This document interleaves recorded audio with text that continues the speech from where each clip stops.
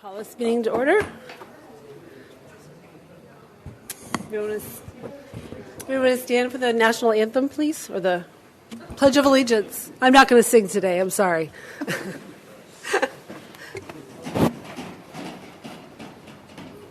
I pledge allegiance to the flag of the United States of America and to the republic for which it stands, one nation, under God, indivisible, with liberty and justice for all.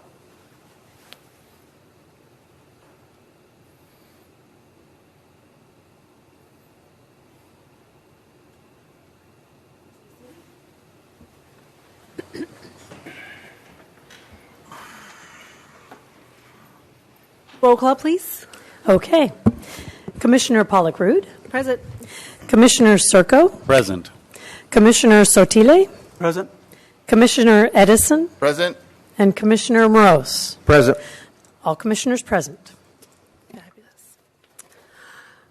Welcome, everybody, to the El Cajon Planning Commission meeting. This meeting is being live streamed on the City of El Cajon's website. Appeals or final decisions of the Planning Commission made this evening must be filed in writing with the City Clerk before 5 p.m. Friday, July 26th, and must include a payment of a filing fee. If you wish to speak on either an agenda item or a non-agenda item tonight, please fill out the request to speak form that is located by the agenda and turn it into the secretary, who will call you up to speak when the agenda item comes up for public comment. We ask that you give your name and the spelling of your last name, please. Speakers are limited to 3 minutes. The display on the podium, as well as the other monitors in the chambers, will show time counting down.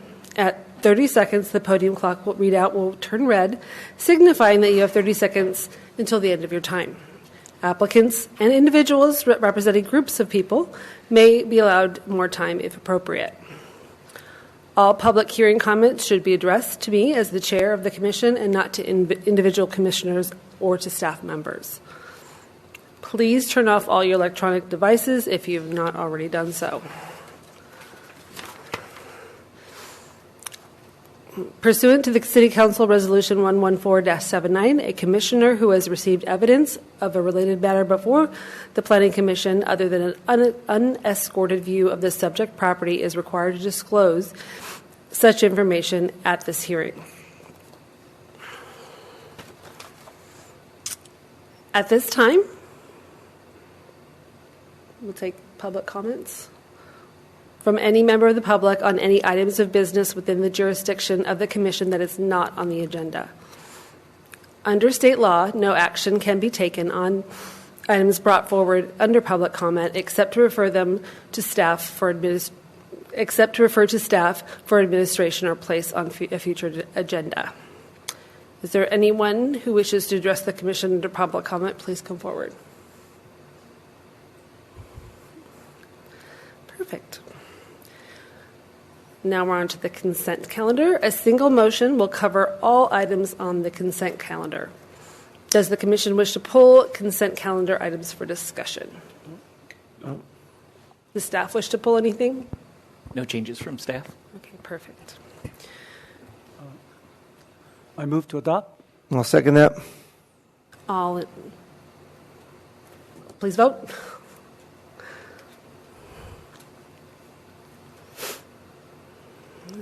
Motion carries by unanimous vote.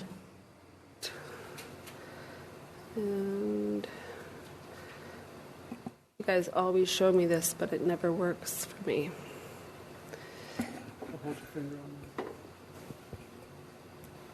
Oh, look at that. Perfect, thank you.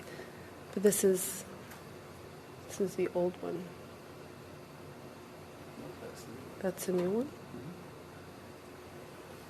Okay. Oh, yes, it is. Clearly needed to go to Starbucks before I came here today. Okay. So the first under public hearings is the medical waste treatment facility. It is CEQA exempt, and staff recommendation is to approve. Staff? Thank you, Honorable Commissioners. My name is Sable Beltran, and I'm an assistant planner with the Community Development Department. The item before you today is a request for a conditional use permit for a medical waste treatment and transfer facility at 1850 Gillespie Way, as submitted by Medical Environmental Technologies, LLC. The site is located on the west side of Gillespie Way, with the boundary for the site shown in white.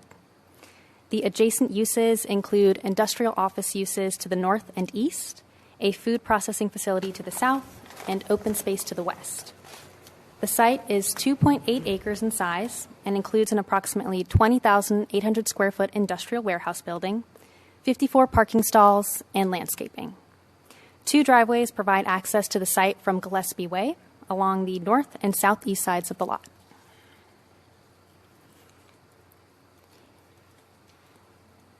Here is a photo of the site currently as seen from the northerly driveway on Gillespie Way. The general plan land use designation is industrial park, and the site has a corresponding zone of M, manufacturing. In the M zone, a conditional use permit is required for a hazardous waste treatment facility. The site falls under specific plan or SP number 403, which implements special development area number 6 and requires that standard industrial or warehouse uses be designed to accommodate parking at a ratio of 1 space per 600 square feet of gross floor area. The subject site was developed under Site Development Plan Permit number 1312, which authorized an industrial warehouse building, the supporting offices, and 37 parking spaces consistent with SP number 403. The site plan also showed capacity for an additional 35 parking spaces in the case that an office use were to later occupy the site. The subject site is located within Safety Zone 6 of the Gillespie Field Airport Land Use Compatibility Plan, which lists treatment and disposal facilities as a compatible use. Medical waste treatment and transfer facilities are further regulated by the Medical Waste Management Act, which is contained in the California Health and Safety Code. It sets requirements such as maximum allowable times for storing untreated medical waste, an emergency action plan, and detailed tracking for compliance. Operation of a medical waste treatment facility requires a permit from the California Department of Public Health to ensure compliance with the Medical Waste Management Act. The applicant currently operates a medical waste treatment facility at 1483 Fayette Street, approximately 1/2 mile away from the subject site. The applicant is proposing to relocate the facility to 1850 Gillespie Way and utilize the existing 20,800 square foot industrial warehouse building. The facility would dispatch vehicles to local facilities which generate medical waste, such as hospitals, doctors' facilities, or veterinarians. Medical waste is collected and transported to the treatment facility in sealed containers. The waste is then sorted by type to follow the appropriate storage and sterilization procedures. Biohazard and sharps waste are placed into steel carts and rolled into a machine called an autoclave, which uses heated and pressurized steam to sterilize contaminated materials. After treatment, the solid waste is compacted and trucked to a landfill for final disposal. After unloading, the containers in which the medical waste is delivered would be sanitized through a stainless steel tunnel wash system. The facility will also accept medical waste from other registered medical waste transporters. However, they must have prior arrangements with the facility to do so, and they must remain permitted and in good standing with state agencies which regulate the transportation and treatment of medical waste. There are 54 off-street parking spaces provided at the subject property. The zoning code does not specify parking requirements for a waste treatment facility. However, the proposed facility would operate more like a warehouse facility, and there would be little, if any, public contact. CUP number 2165, which authorized a medical waste treatment facility on Fayette Street, was approved with staff determining 33 spaces to be sufficient for the use. Based on the applicant's description, staff estimate the existing 54 spaces to be more than sufficient for the proposed use. Staff have recommended requiring the installation of a bike rack and modifications to the trash enclosure to bring the site into compliance with current zoning code regulations. Pursuant to El Cajon Municipal Code Section 1750060, Planning Commission shall consider the following findings in order to make a determination. The proposed use is consistent with General Plan and Specific Plan number 403 because it maintains a diverse, quality industrial area near Gillespie Field and exceeds the minimum required parking ratio of 1 space per 600 square feet. The existing industrial warehouse building was developed under SDP number 1312, and the proposed facility would satisfy all of the applicable development standards of the zoning code with the installation of a bike rack and a compliant trash enclosure. The proposed facility will be operated in a manner that is compatible with existing and planned land uses in the vicinity because the area surrounding the project site is developed with urban industrial uses, and the proposed use would be conducted inside the existing building. Further compatibility would be ensured by the project conditions of approval, as well as the monitoring and tracking requirements of the operational permit required by the California Department of Public Health. The proposed use will provide a valuable service to the region, facilitating the proper treatment and disposal of medical waste. In accordance with the California Environmental Quality Act, staff determined that the project is categorically exempt from CEQA, according to Section 15301, Class 1 of the CEQA guidelines, which includes an exemption for interior or exterior alterations involving things such as interior partitions, plumbing, and electrical conveyances. The proposed medical waste treatment facility will be conducted within the existing building with only interior alterations proposed, primarily for the installation of new equipment. Staff therefore recommend that the Planning Commission adopt the resolutions to approve the CEQA exemption and conditional use permit number 2024-0005, subject to conditions. This concludes staff's report, and we're available to answer any questions. Perfect. Did anybody have any questions for staff? What was the square footage of the old site? Do we know? The applicant is present. We don't have that number with us, but the applicant may be able to provide that information. Yeah, I was just curious if it's a big upgrade for them or... Okay, thank you. Any other questions? No further questions? Okay. Do we have any speaker cards on this? We do. They're available to speak if you would like to ask questions. Okay, perfect. Can we open public comment at this time? Can we vote on that? Okay. Let's see, we call for the speakers. Rob Trabucco? Do you want to speak?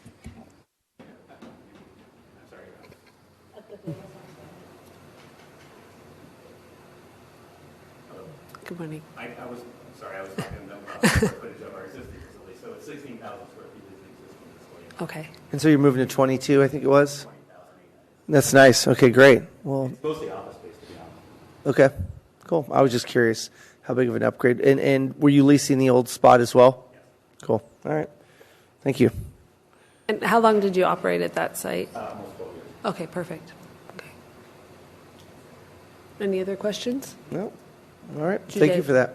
Thank you. I didn't pull out a card.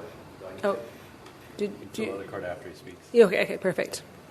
I just had a couple questions. My name is Rob Shantz with Diversified Properties. I think I'm probably the only property owner or agent within the boundary that needed to get a notice. So I just had one question for staff and maybe one for the guys. I welcome the business. I think it's a great park. I drove by their existing facility. It looks, like it fits in. Mm-hmm. But I did question when the materials go through the autoclave and it produces steam, then the steam goes into the air. So, that happens. But what's the consideration of that, and is it tested? And then the question for staff would be, in the building next door, I have a tenant that is a trade school, so they have a CUP for an assembly use. I know sometimes uses can't be so close to schools. So I just wanted to make sure that that was understood before we get way far into something and then an issue comes up later. So that's all I have to say. One quick question before you. Sure. When you say school, what age are you talking about here? Are you talking about a No, college it's a trade school, medical, nursing training and So adult education, yes. Okay. Thank you. Thank you. So the site was evaluated for compliance with zoning code standards as it relates to smoke, odors, dust, etc. From staff's experience over the over the past decade plus, there was no issues of compatibility with the existing facility on Fayette. So staff found that the facility could be operated in compliance with those standards and that there were no issues with compatibility.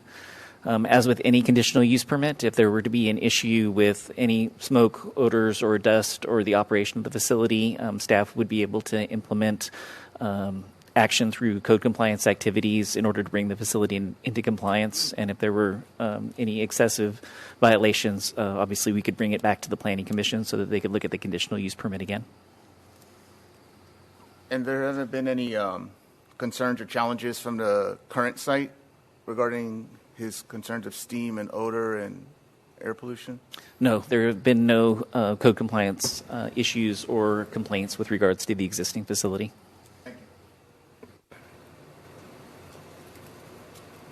you. Any other speaker cards? There are a couple, but they indicated they did not need to speak, only if you had questions for them. Oh, perfect. Any other questions? No. Okay, perfect. We'll close public hearing.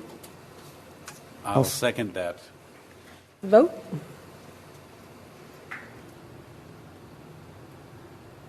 Motion carries by unanimous vote. Right. Seems pretty straightforward. They've been operating well in our Is city it a- for 12 years. Yep. It's a good business plan, and a good upgrade. So It's really close to where it's already operating, so I'm not really concerned about any dynamics of the neighborhood. So, yes, most definitely. You know, I'm curious. Why would they need a bicycle rack? because Cuyamaca has a bicycle lane. Oh, okay, I got it. Just in case they want to bike to work, they have a place to put their bike. Got to be compliant. All right. I will make a motion to adopt the next resolutions in order, approving the proposed CEQA exemption and CUP 2024-0005, subject to conditions. I'll second. Please vote.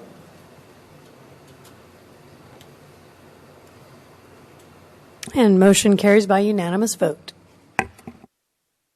Well, great, thank you.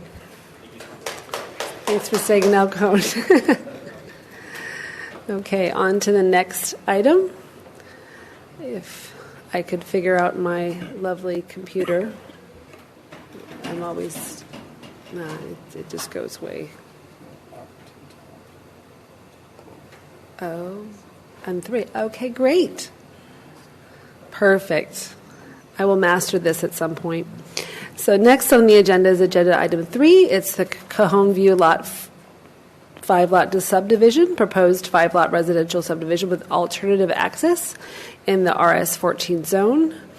Mitigated negative declaration, recommended city council approval. And staff, what do you have on this? All right. Good evening, planning commissioners. My name is Spencer Hayes. I'm an associate planner in community development. And the second item for your consideration tonight is the Cajon View 5-lot subdivision submitted by Salim Cajon. The project includes a tentative subdivision map for 5 residential lots and a specific plan for alternative access other than from Avocado Avenue. And the tentative map shows access from Cajon View Drive, which is a road and utility easement. And the project site is within the low density general plan designation, and the number of lots is consistent with the density expectations of that designation. It also has a consistent zoning designation of RS14, and that stands for residential single family 14,000 square foot zone. And finally, it's also within the hillside overlay, which establishes limitations and standards for grading and the creation of slopes. An initial study was conducted and resulted in the mitigated negative declaration, or MND. It should be noted that the Elkhorn Planning Commission and City Council approved similar projects in 1980 and in 2001, and the 2001 project was nearly identical to the proposed configuration tonight. So the project site is on the northwest corner of Cajon View Drive and Avocado Avenue. And the project site totals approximately 2.45 acres. It's surrounded on all sides by existing single-family residential development. And then we've also included an image here of the street view. This is traveling north on Avocado Avenue facing the site.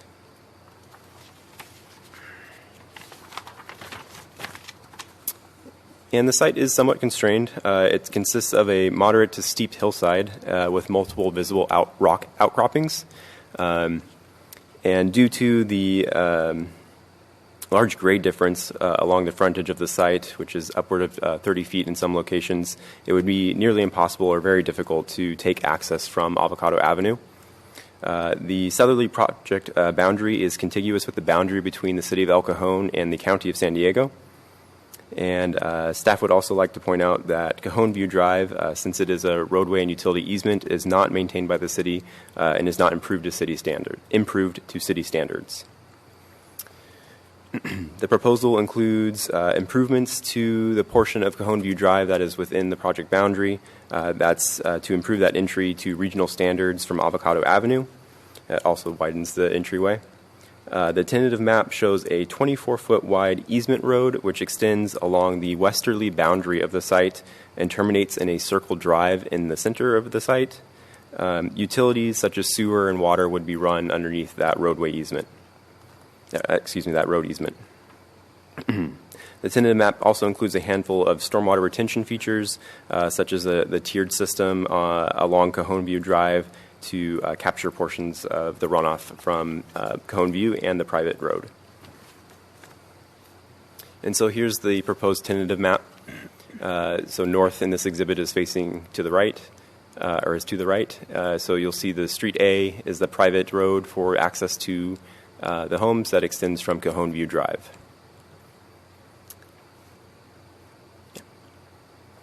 And then here's the specific plan exhibit. This is basically showing the same thing with some dashed lines for potential setbacks from the private road easement and a couple other features there.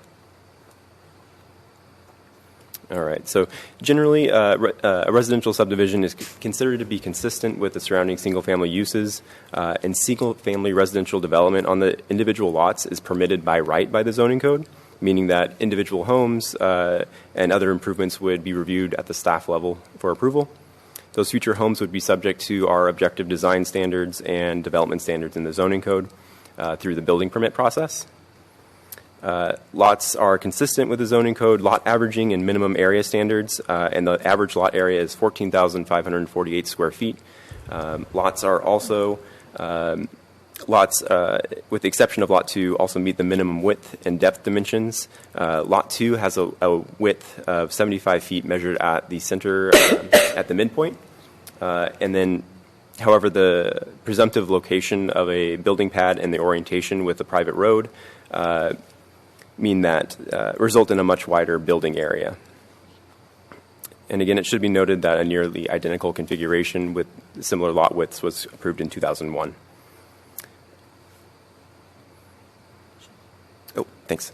Generally speaking, the proposed conditions of approval include compliance with landscaping for slopes created by grading and for individual lots, that Cajon View Drive and the private street be improved to the satisfaction of the city engineer and in conformance with review from Heartland Fire and Rescue. It requires easements and maintenance documents to be reviewed by city staff prior to recordation. It requires a grading and drainage plan and recordation of the final map, and then also compliance with the mitigation measures in the M&D.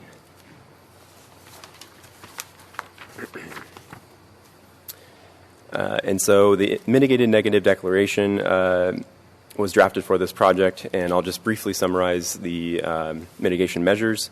First, the M&D requires that construction equipment and vehicles utilize industry-leading noise reduction devices, which is a standard practice for most construction sites nowadays. The second, the M&D requires that going back to noise. It also requires that generators or other stationary noise generators be placed as far as possible from receptors, so the single-family homes.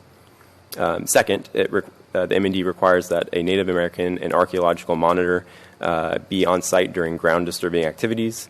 It further requires a data recovery program for any Native American or cultural resources found at the site.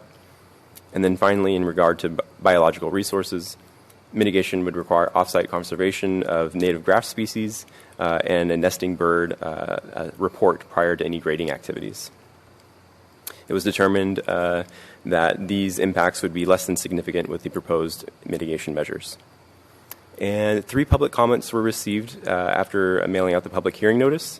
One commenter essentially sought clarification, and 2 additional individuals sought information regarding any proposed or required fencing for the project. And so since this project is not a planned unit development or a similar type of application where the commission would be reviewing building elevations and design, the zoning code does not actually require a project boundary fence like you would see with a planned unit development. Basically, in the future, individual lot owners would be able to install and maintain standard fencing in compliance with zoning code requirements. And staff recommends that the Planning Commission recommend City Council approval of the project. The tentative map is consistent with general plan goals and policies, and easements are respected and improved. Further, the appropriate mitigation measures and conditions are proposed. The tentative map would increase the potential for new single-family development and home ownership, and would contribute to regional housing goals. Further, the proposed specific plan makes possible the development of a constrained site. And so staff recommend that you conduct the public hearing, move to adopt the next resolutions in order recommending City Council approval of the mitigated negative declaration, and move to adopt the next resolutions in order recommending City Council approval of specific plan 2023-003 and tentative subdivision map 2022-0008, subject to conditions. And we're available to answer any questions you have. I have a question, Spencer, regarding Cajon View Drive. After the improvements have been made, thereafter, who will maintain that portion of the road? Who's responsible for that? That is a good question. Currently, it's also a dubious situation, I believe. The owner may have a little more information on this front. But essentially, the conditions of approval for the specific plan to take that alternative access require that they draft maintenance agreements and for review by city staff and the city attorney's office prior to the recordation of the map, so that the road doesn't get into such a state that it is today. Right. And also, does a road belong to San Diego County, or does it belong to all the people that live in the area? It's a privately owned property, but the easement, I believe, is actually, I believe it was originally a Helix Water District access easement that at some point, I don't know if you have any more details on this one, it became a private easement as well for access to the homes along Cajon View Drive. Again, that's the history that I believe I know about the site. Additionally, I have another question. Avocado Avenue, I think it has a cement barrier dividing the traffic from north and south. So therefore, when you're coming out of Cajon View Drive, the only turn that you can make is to the right, correct? So they're not intending to make a left turn from that? No location? improvements within the right-of-way that would make a left turn. Okay. I believe that would probably be dangerous, and I don't think that would... Yeah, because people travel pretty fast on that road. Correct. Right. Okay, thank you. Maybe I misheard you in regards to the sewage and drainage. There hasn't been a plan developed for that yet, you said? So I am aware that there is an improvement plan already in the works to take a private sewer main up Cajon View. I think that's kind of regardless of the project tonight. But you're correct that specific details for this individual project have not been hashed out yet. That will come with improvement plans and the grading and drainage plans. The concern I have is that I owned a home on a hill similar to this, and it was during the development stage. I think it was 2017 when we had there's just a downpouring of rain. It was during construction. The dirt and all the debris was flowing around in the different areas of different properties. There was sewage backup. The developer was actually kind of behind the 8 ball with that. So I'm very concerned with a project like this being so tight without knowing how they're going to control runoff with the construction and with the overall sewage. Right. So, again, part of the process would be to obtain that grading and drainage plan. That also would include erosion control plans that would be in place. And then in terms of like ongoing stormwater management, the tentative map shows, multiple basins essentially to capture stormwater runoff, as well as it's like a 3-tiered system along the south frontage, kind of where the border of the county and the city are, to capture runoff from the actual roadways. But during the development phase, the grading and drainage plan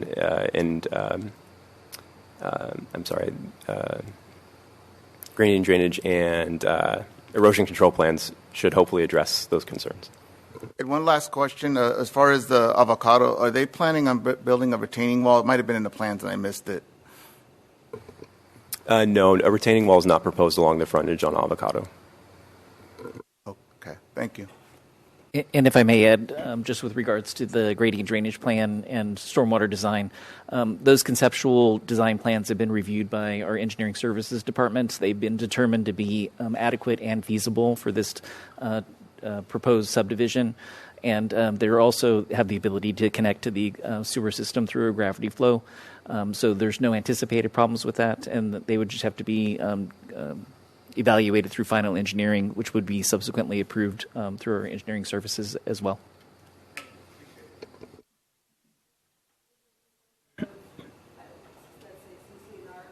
The plumbing. No, so CCNRs are not required in this situation, but again, the roadways and the utilities would need to be maintained, and so that's part of those agreements that would come to city staff and the city attorney's office for review. Okay, and they'd probably have to throw in the Tyler report or something like that. Okay, perfect. Any other questions? I've got 2 questions. One is, I always love reading the mitigated negative declarations. And I didn't even know about the Viguera plant. There are 3 on the site. Is that something that's going to be relocated in the site and part of the landscaping? I don't believe that was one of the required bio mitigation measures. I believe the 2 were related to the grasslands mitigation at a percent rate of the existing. But no, I don't believe those were supposed to be relocated. I don't believe I read that in the M&D. When I was like, I've never heard of this plant before. Why haven't I heard of this plant? Because it grows in Mexico and Colorado and New Mexico. And apparently there's this one species that lives in San Diego. I was like, whoa, cool. So it would be cool to the developer if you could put that in the landscaping, just relocate it instead of chucking it because it's a rare plant in San Diego. The second question is, this has gone through the process twice before, and it just timed out. I assume there were difficulties. Do we know what those difficulties were? I do. The owner apparently knows what those difficulties were. I'm not aware of the specifics, but I do know that the first 2 projects were extended 3 times and subsequently were expired. Yeah, I mean, it looks like a good plan. So when we open public comment, I'll ask. Okay, that was my Any other questions, or shall we open public comment? Yes. Please vote. We don't normally vote to open. Oh, we don't? Okay. Well, I'm we just can just over. open the public hearing. We'll just open. So I'm sure there's a card because he's raised his hand. So. Yes, we do have a speaker card for the property owner, Sal Cajon. Yeah, hi. So basically, the property was ready to be developed, and then the developer went bankrupt. Okay. At the time, Daryl preached. I mean, you must have heard for, and so he didn't want to deal with it anymore. And I live right across from the house, so I see the property every day. And there was a sign for sale. That's 12 years ago, so I bought it, and to plan to develop it if I can. But basically, there was no issues except that he ran out of money. So sometimes the plans don't go forward when you don't have the money. Fair enough. Yeah. That's all there was. And if you're asking me about I live there. I've been living there for 26 years, right across from the lot. And we never have any issues. And we have done everything what city has asked for it. And as far as the plant that we are talking about is called coastal sage, which is everywhere. Even in the background, I see it now, behind in the pictures. So basically, that plant is, there's portion of it is there, so we are going to mitigate that. And the second issue with the mitigation was the native Indian, something was found, little tools or something. The cultural resources. Yeah. Avocado used to have a spring that ran down. Yeah, which was Valley. below us, down below where they have new homes there. And we are right on the top of the hill, so they didn't use that as much. But yes, so we have to mitigate that. Yeah. That's all. Thank you. Any other questions for me, or? Any questions? No. I know a lot about this place. I've been there for 26 years. So if you have any questions, let me know. Thank you. Okay, thank Thank you. you so much. Any other speaker cards? Just the project coordinator, who is only available if you have questions, does not request. Any questions for the project coordinator? I was just interested if there's any neighbor comments, but obviously none, so. No neighbor comments. So, I think- okay, we can I think, close. staff specified, during the presentation that there were Yeah, some there- neighbor comments with regards to fencing, Fencing. which we clarified isn't a required component of the specific plan. Perfect. Thank you. Any other speakers? So no more speakers, so we can close public hearing? No more for this. Perfect. I move to Item. close the public hearing. I'll second that. Please vote. Thank you. Motion carries by unanimous vote. Well, it sounds like a good, maybe the third time's a charm. I don't know, let's hope. It's a nice little property there, and at least you have a view over, and it's above the street, so I think it's a good use of the property. So I would say, I would move to adopt the next, wait, wrong. I was ahead of myself, but now I know how to get back to this, thanks to you. So I would move to adopt the next resolution in order recommending the City Council approval of the mitigated negative declaration, and to move to adopt the next resolutions in order to recommending the City Council approval of SP 2023-003 and TSM 2022-008, subject to conditions. I'll second that. Please vote. Motion carries by unanimous vote. Perfect. Well, let's hope that we get this. And you can look at some beautiful homes right across from where you live. So thank you for adding some great housing to El Cajon. I appreciate it. Perfect. The best lot, I'm sure. Well, thank you so much. And Chair, if I may, for the city, this item has been Yes. joint notice for a city council meeting, and that's scheduled for August 13th of 2024. Perfect. Right around the corner. We'll see what happens. Thank you. Okay. And on to the next item 4, Lennar Townhomes, 132-unit townhome, subsequent activity under previously certified PEIR, recommended City Council approval as well by staff. They're leaving the building. Good evening, Honorable Chair and Commissioners. My name is Mike Villione, Senior Planner with the Community Development Department. Item 4 on this evening's agenda is for the Lennar Townhomes at 1050 through 1058 East Main Street, and the applicant is Lennar Homes. Project applications include a Site Development Plan, or SDP, proposing a common interest project with 132 market rate townhomes, and a tentative subdivision map proposing a one-lot subdivision with a homeowners association, or HOA. The site is addressed as 1050 through 1058 East Main Street and is shown here in blue on the north side of East Main Street between North Mollison Avenue and North First Street. The site is roughly 6.4 acres and slopes down from East Main Street towards El Cajon Valley High School to the north. Other adjacent uses include a mobile home park to the west and various commercial uses to the south and east. The property is designated general commercial in the general plan and is zoned general commercial with the mixed-use overlay. These designations correspond and allow for residential development up to 40 dwelling units per acre with no commercial development requirement.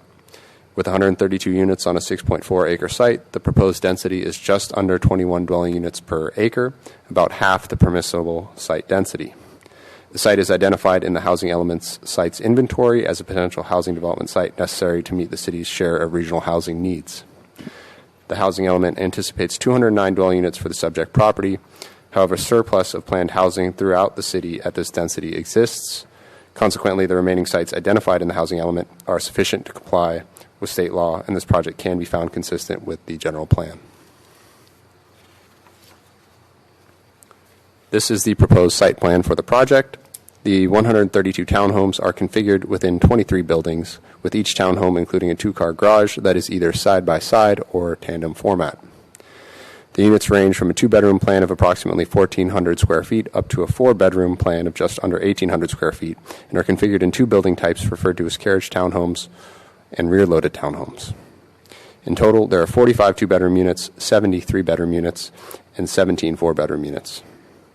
Based on the topography and access to sewer infrastructure, fill material will be imported to raise the northerly portion of the site up to 8 feet. The plans propose to resolve stormwater needs on the site and at the high school with drainage improvements that extend to North Mollison Avenue and will be privately maintained. A decorative project entrance with 30-foot private-wide driveway near the midpoint of the project frontage provides both vehicle and pedestrian access from East Main Street to a small network of private drives, courts, and pedestrian paths that connect to project residences and common areas. All access ways and turnarounds necessary to provide appropriate fire department access in accordance with the California Fire Code are accommodated. A central common recreational area is provided and includes playground, ping pong table, seating area with shade structure and barbecues. Additional common recreational spaces with seating for passive use are grouped at the north end of the project and include 2 open turf areas and 2 additional courtyards. The slide shows the carriage townhomes with drive aisles located between the buildings. Buildings are contemporary in design and incorporate stucco, horizontal siding, and board and batten siding elements. Colors are primarily contemporary whites and grays with muted blue, green, and brown accents. All project buildings are 3 stories with heights ranging between 36 feet 9 inches and 37 feet 10 inches as measured from grade. The height limitation for the project is 45 feet, except for areas within 100 feet of the residentially zoned portion of the adjacent mobile home park, where the height limit is 35 feet. The applicant is requesting administrative relief for the building height, which will be discussed in subsequent slides. Staff would note that the carriage townhomes include hipped roofs that slope down toward left and right elevations to reduce overall bulk along interior lot lines. The rear-loaded townhomes are shown here. Design continuity and visual interest is enhanced across all elevations with additional architectural details such as foam trim banding and windows with decorative sills and trims. Pitched asphalt composite shingle roofs are proposed across project buildings, which are generally well articulated with 2 feet of relief or projection across at least 20% of every building face. It should be observed, however, that cementitious roof tile is a typical requirement of Planning Commission and City Council approvals. Consequently, a condition requiring such roofing is in the draft resolution to ensure project buildings improve the appearance of the community in the long term. In order to facilitate project design, the project requests administrative relief for proposed reductions to the off-street parking rate and certain drive aisle dimensions, design requirements for upper floor transparency, and frontage activation features, and increased building height. The mixed-use overlay zone allows the approving authority to grant these requests if project appearance and adjacent uses are not adversely affected.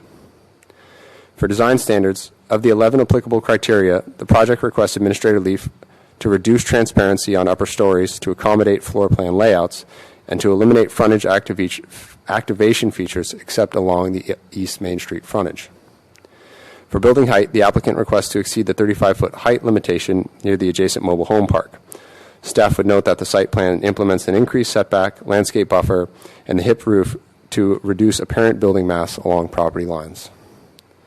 The total off-street parking requirement for the project is 307 spaces, and a total of 292 off-street parking spaces are proposed, including the two-car garage for each unit and additional 28 off-street stalls.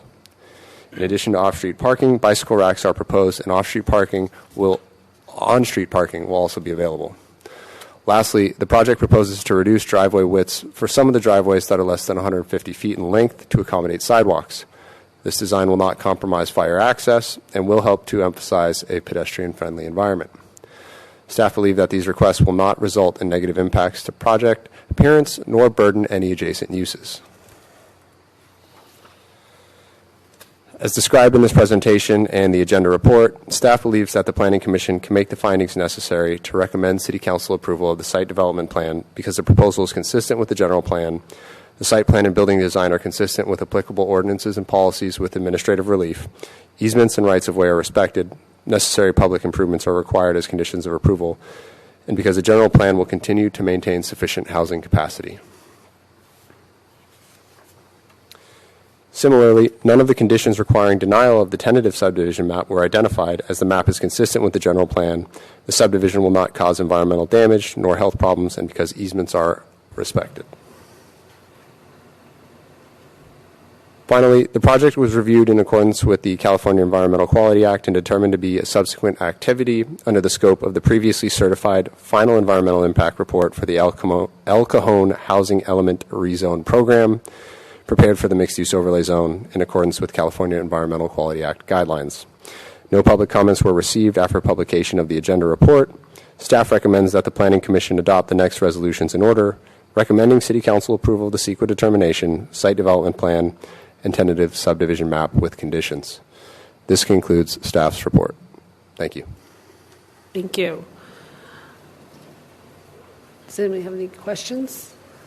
I have one question, and I was trying to catch. You said that at one point the north end of the property needs to be raised by 8 feet. Did I misunderstand that?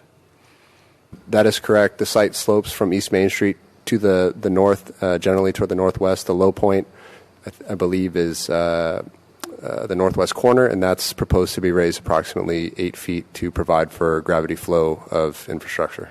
And that's by the ball field, correct, on the El Cajon Valley High School side. I'm looking through the project here. Do we have what that would look like from the high school side? I mean, it's going to be a retaining wall, and then a house on top of that. We do have cross sections. Let me see if we might be able to pull those up. I found a cross section that showed like 6 feet, which that's still rather significant, but I'm kind of interested in seeing how that will interplay with the ball field. I mean, the people in the house are going to have a great view of whatever game's going on in the ball field. Sure. We don't have specific cross sections at El Cajon Valley High School. Okay. I do know that the applicant has been in discussion, and for reference, the applicant is here to field any questions. But the applicants have been in discussion with El Cajon Valley High School since the beginning due to the infrastructure needs on the school district property. Mm-hmm. We haven't had much concern articulated to us about that particular site design aspect. Okay. And my biggest question, and I'll let the applicant answer this, is you got 8 feet of ground level is 8 feet higher, and then you've got a boundary fence because you don't want the kids falling into El Cajon High. So I'm just kind of trying to picture how that ends up stacking with a 35-foot house on top of an 8-foot. I have no concern with the look per se, just curious. Like, that's a big wall on the side of the field. Mm-hmm. You are correct, right? It is an 8-foot retaining wall, 6-foot screening fence. Based on the cross-section A, which is there for reference from the mobile home park, it would essentially be 2 additional feet on top of that cross-section for a maximum height of probably 47 feet from grade at the high school to structure peak. But again, that grade sort of moderates slightly as you move easterly. And I see Section A shows that the 6-foot community wall fence is 5 feet back from the retaining wall. So it's not just one straight up wall. It's a wall and then set back another wall and then set back even further is where the house will be. That's correct, and that's specifically done to try to accommodate the existing condition with the residences there to the west. Okay. Thank you. And then if I can just add, the applicant has worked cooperatively with the school district. The other issue with stormwater is the drainage will be going out through the school. So the school has been in collaboration with the applicant to address those issues and is aware of that design aspect of the project. Okay. Thank you. You mentioned the upper floors will have transparencies. You mean opaque glass? Is that what you mean by transparencies? Transparency refers to windows. So a transparency requirement would be a minimum requirement for windows, and typically those must be translucent, meaning you need to be able to see through them. Oh, see through them. Mm-hmm. So what about the side where the high school is? Will you be able to see through them as well? Or are they going to be, the light comes in, but you actually cannot see out? None of the windows are proposed to be one-way glass or obscured in any way at this time. Okay. Okay, thank you. I'm not seeing a lot of guest parking. This is a pretty big project for there to be so little parking. And anytime we have townhomes or apartments, it always comes down to parking. Any CCNRs, you always have championship fights over parking. To me, I guess it's more of a comment more than a question. It doesn't seem like there's enough guest parking. So the proposed parking rate at the site is, I believe, 2.21 spaces, which is consistent with recent townhome approvals, including the KB project over on 300 El Cajon Boulevard, which actually had a lesser parking rate, I think, of 2.19 per unit. And it is very similar as well to the project on Melody Lane, the other townhome project that is recently approved. I think also there's language in our sustainability initiative, which is referred to in the findings, encouraging staff to consider or decision-making authorities to consider reductions to project parking for projects in the mixed-use overlay. Yeah, I guess, like I said, I think it's more of a comment, and it's my opinion. I guess I could just say, most people have 2 cars, and some people have 3 cars, so the tradition is people will sneak in and take over the guest parking, and so more opinion, not really a question, it's more of a comment. I just don't think there's going to be. Thank you. I'll get off my soapbox. Any other questions or comments? Shall we open public hearing? And we do have a speaker card. David Shepard is wanting to speak.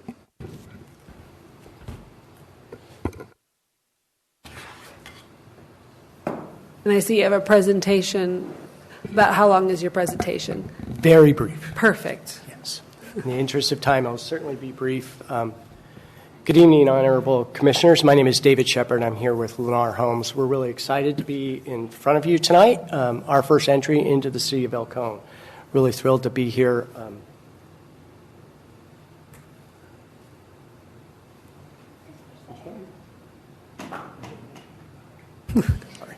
Sorry, not my laptop. I hit the wrong button. Apologize. So I'm really going to focus. Staff did a great job presenting the proposal before you tonight already. And so I'm just going to briefly introduce you to Lennar and who we are. And so at Lennar Homes, one of the things we really take a lot of pride in is working closely with the community that we're coming into, with staff and so on and so forth. It's something we really take a lot of pride in, and bringing quality homes and new communities for home ownerships to the community and for the residents in the city of El Cajon in this case. It's been a great collaborative process with staff, and we really appreciated that coming in here to this time. Briefly, discussion about parking, and one of the things we did is we looked at the sustainability initiatives for the city. Our total parking count is 310 versus the required of, and that's with 15 parking spots on Main Street right there. And you can see with the frontage there, we're really trying to activate Main Street, and we feel this is going to do a lot to help with the revitalization of this segment of Main Street as you continue to progress through Main Street. Very excited about that. Moving on, our offering here, we really view this as attainable workforce housing. It's something we're looking forward to doing, giving more people the opportunity for home ownership. We think this is going to meet the needs of an underserved home buyer, like I said, workforce housing. They are for sale. One of the things about Lennar that is unique, and some of you may see this in our other communities elsewhere, is that we have what's called EI, or everything's included.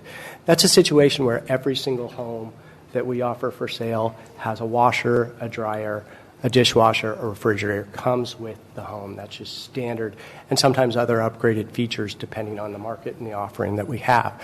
Really proud to be able to do that. Also, we feel, again, this is kind of an urban infill. We're going to revitalize a site that candidly needs some improvement, and we're looking forward to that. Close to shops, services, and regional employers.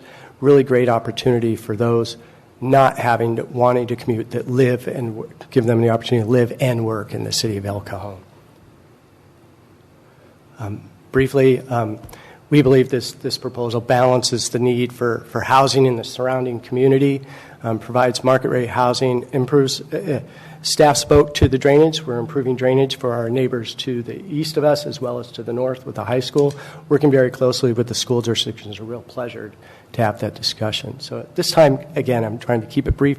Happy to provide more slides and answer more questions at the request of the commission. We respectfully request your support and concurrence with the staff report. Does anybody have any questions for? I do have one. Will any of the buildings be for sale, the entire building, for, let's say, somebody who wants to invest on the property? Or is it just individual ownership? Our intent is to sell the homes as each individual home to an individual home buyer. Okay, not a group sale? Or, no. Okay, thank you. And do they come with solar or just solar hookups? Do they come with solar or just solar hookups? Solar. Okay, perfect. Any other questions? I'm almost afraid to ask at this point, but what is the market rate? Well, so market rate is where the market is and what the market can bear. And so we're bringing a site plan for you that and a proposal that we hope is going to be attainable for many buyers. First-time buyers is what we're really hoping for, or early first-time move-up. I can't speak directly to our pricing because we're a publicly traded company and we haven't hit that point where we're releasing pricing. So I'm constrained from doing that, Commissioner, and But understand our goal is really that I wouldn't put workforce housing up there if that wasn't our goal, and trying to get there and meet that for the market. Okay. It's kind of hard to say until they're actually built as what Right. the market is at that point. So, Right. but Market is scary. don't get me started. Any other questions? One other question. I love the courtyards and the ping pong table, playground, the grass. Something that's missing in this project for El Cajon would be like a pool. Is that something you guys considered and then dismissed? So we looked at it, and again, the goal to provide attainable housing, we really wanted to focus on the homes themselves and what we can do to give people the opportunity for home ownership. And many ways to do that is try and find ways to keep the maintenance costs down and everything that has to go into the community. And so that's why we chose to not offer a pool in this. And it was a lengthy internal discussion about it. Finally came to, this is where we want to be, and we feel this is what the appropriate offering for El Cajon, and getting that workforce housing, which is really what we believe this market is. Okay. And then you stated there is going to be parking on Main Street to add spots to the actual development. The parking on Main Street, that'll help with. Yes. Okay, that's perfect. So more than 28. All right. Any other questions? No. Thank you. Thank you very much. Thank you. I'm here, and so is our technical design team, if you have any other questions as you continue to debate. Thank you so much for being so concise. I appreciate that. My pleasure. Thank you for your time and consideration. Any other speaker cards? Oh, we do have a speaker card from Shanna Boyce. Perfect. Come on up. Okay, so I noticed you mentioned the trailer park next door, but there's a townhome complex next door to that. Parking is very, very limited on Main Street. And I can tell you, which will probably be the case with these units, it's going to be affordable family living, which you're going to have 4 to 5 family members living in those homes. And it won't be just 2 cars per home. Mm-hmm. And Parking is really bad on Main Street already. And I think on average, out of the 33 units that we have in our complex, there's 3 cars per home. So, and there's only 2 parking spots in ours. So that is a huge, huge concern. Not only that, because I believe the city has limits on the number of hours, the length of the vehicles along there. I would imagine some things are going to have to change on that street in order to allow parking. Accommodate. More, yeah. So Okay. that's it. Well, thank you for the comment. Yeah, the staff. Thank you. I know there are 2-car garages, either tandem or side by side, on the driveway. Can someone park on the driveway? Is there enough room to put a vehicle there? This is something that staff and the applicant considered, and multiple revisions were submitted to this effect. Essentially, if on-street parallel within the project is accommodated, then you lose the additional landscape and sort of integral interior walking paths. Driveway parking, though. The driveway parking. There's no driveway. There's no driveway. No driveway. Sorry, no driveway parking within the portions in front of the actual garages. If that's your question, there's probably sufficient space on a handful of these units to do that, practically speaking. But they wouldn't necessarily meet zoning ordinance requirements to credit them as stalls. But big picture, no, that's not included in the development application. Okay. And if I may, Chair, in addition to on-street parking, the mixed-use overlay zone, when it was created and designed, was intended to take advantage of transit as well. There is a bus stop adjacent to the subject site. So that is also part of the methodology behind encouraging kind of reduced parking in the mixed-use overlay zone. As Mike alluded to, there's guest parking, and then there is that additional on-street parking as well. And so we looked at it within the context of other similar projects that have been approved, and found this project to be consistent with that level of parking. Okay. Thank you. Maybe you should have a bike rack. I know. You need a bike rack. Any other questions or comments? None. Any other public comments? Yes, there is an additional Perfect. card. Robert Tendick.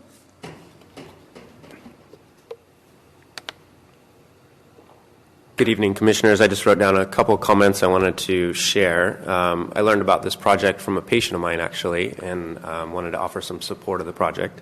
As you mentioned, my name is Rob Tendick, and I'm a business owner in El Cajon. I own a physical therapy office on Greenfield, about 2 miles from the project, and if I were honest, it can be challenging to attract top-level therapist talent to El Cajon, particularly because of the housing crisis. And so I like the idea of bringing some more houses to the area.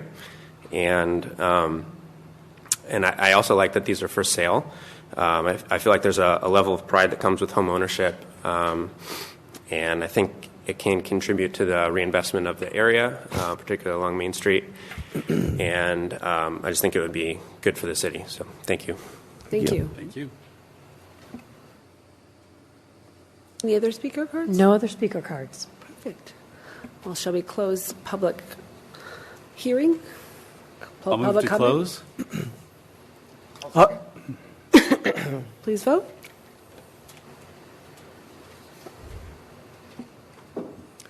Motion carries by unanimous vote. Fabulous. I think it's I love more for sale housing here. I understand parking is an issue here in El Cajon, but it does have quite a few spaces, so I appreciate that, trying to accommodate as best as you can with still allowing enough houses to be fit in there. So, Yeah, can you imagine if it was built up to the 40 units per acre? That's allowable. no, they would all have to walk. Well, the state of California would love that. They would love it. The city They would of El love Cajon it. might not, but No. the state would love that. We'd probably die of heat, but This is a great project. I love more for sale housing. It helps our numbers. So on to the city council, and I'm sure they'll be ecstatic, but more comments to come. Was it 300 plus spaces, right? 318, I think Yeah. they said, something like that. Yeah, no, that lot's been vacant for a lot of years. The the owners have been holding on that thing tight. I'm glad to see you guys were able to wrestle it away from them. Yes. They had some big numbers early on in the early 2000s of what they thought that thing was worth, so I'm glad you guys got hold of it and you're doing something with it. As far as parking goes, I mean, the state's fantasy about parking, it just is what it is. You know, that Main Street will be congested with parking. Yeah, no, and it will be. You know, I am seeing the same thing where you're seeing multiple families living in homes these days, 4 and 5 cars per unit. But, you know, that's just something we'll just have to work with. Yeah. You know. And I appreciate that you're working with the school with the drainage issue. So that's always a added bonus, helping the community. So I appreciate that. So anybody want to take a stab at this? Sure. All right.